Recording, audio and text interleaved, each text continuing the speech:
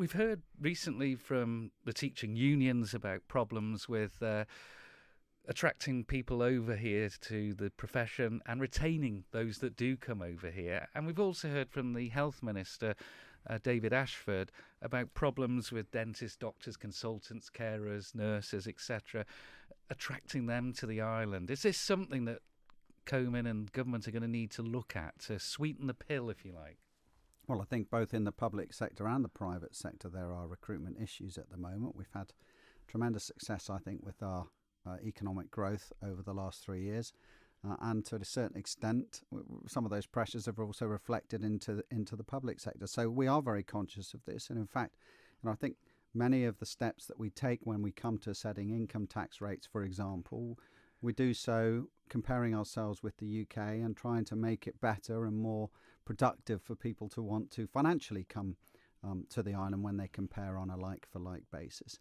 We've also taken steps to try and incentivise people, help them with things like their relocation costs. For example, there's a very attractive national insurance rebate for people who come to the island, new to the island, who can get national insurance back after the first year only, to help them with their relocation costs. And there's also a relocation scheme available for employers who are bringing new staff to the island. So yes, it's very much part of our consideration.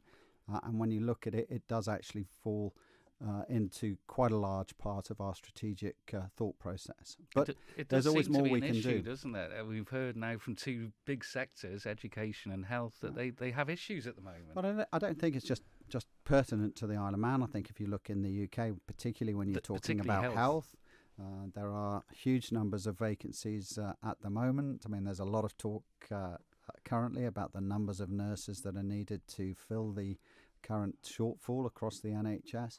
And does that ripple over here? Well, it does ripple over here. There's absolutely no two ways about it, and we need to work hard to make sure that we are effective in relocating people, advertising our jobs, getting the message across in terms of the island being a great place to come to live and work, and also to enhance and develop one's career.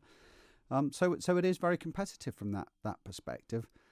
And yes, we need to consider what else we can offer alongside existing policies to help attract people, both, as I've said, in the private sector and, of course, in the public sector as well.